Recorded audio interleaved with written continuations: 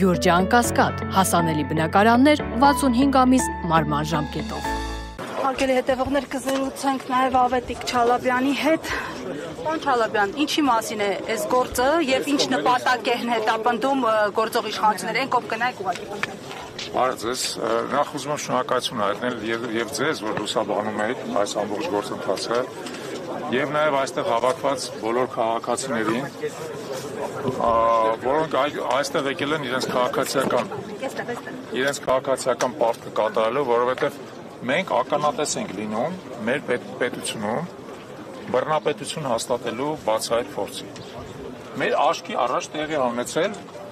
ուղղակի սոսկալի իրադարձություն։ Սամվել Կարապետյանը, որը Հայաստանի Հանրապետության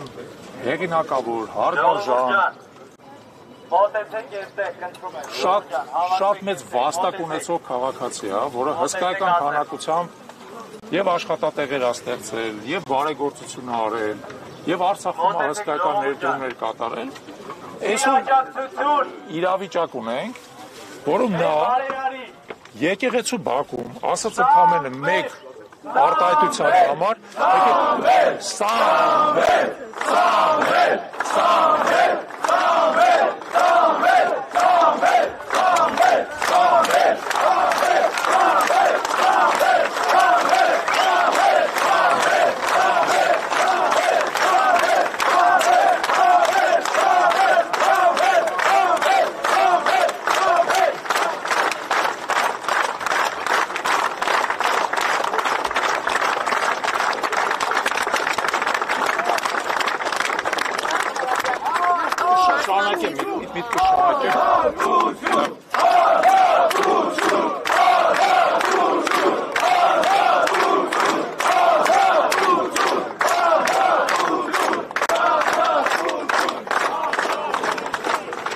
տեսել եք, որ մարդը ընդամենը խոսք ասել եկեղեցու բակում։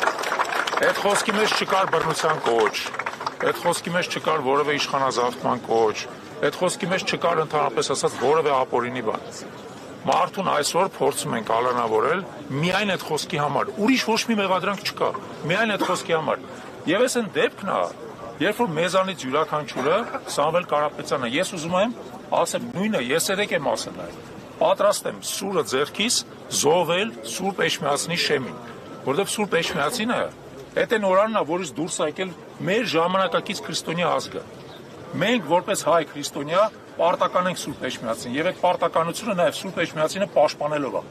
Սամվել Կարապետյանը պաշտպանել է Սուրբ Էջմիածինը։ Եվ մեզ այն յուրաքանչյուրը այստեղ հավաքվածներից համոզված են, որ պատրաստ է պաշտպանել Սուրբ Էջմիածինը եւ պաշտպանել ոչ թե պետությունից, այլ պաշտպանել օտարի թշնամու կամակատարներից, որոնք զավթել են մեր պետությունը։ Իրանք այսօր չպետք է փորձեն մեզ ներկայացնել, որ սա պետության եւ եկեղեցու հակադրությունն է, ոչ դա այդպես չի։ Դա թշնամական պետությունների, Թուրքիայի եւ Ադրբեջանի եւ հայ ազգի հակադրությունն է։ Ներկայացված տվյալ դեպքում հայ առաքելական եկեղեցու, որով մեր ազգի առանցքային ինստիտուցիոնալ կառույցն է։ Այսօր դա տեղի ունենում եւ պատահական չի, որտեղ մենք տեսնում ենք բազմահազար քաղաքացիների, որոնք իրենց սրտի կանչով, իրենց զգացողությամբ հասկացել են, թե ում կողմը այսօր պետք է լինել։ Ում կողմը պետք է լինել։ Եվ ես ուզում եմ, որ նորից շնորհակալություն հայտնենք բոլոր այն մարդկանց, որոնք այսօր այստեղ են, հասկանալով, որ այսօր այստեղ պետք է լինեն, պաշտպանեն մեր ինքնությունը, մեր եկեղեցին եւ ի վերջո նաեւ հենց մեր պետությունը։ Շնորհակալություն։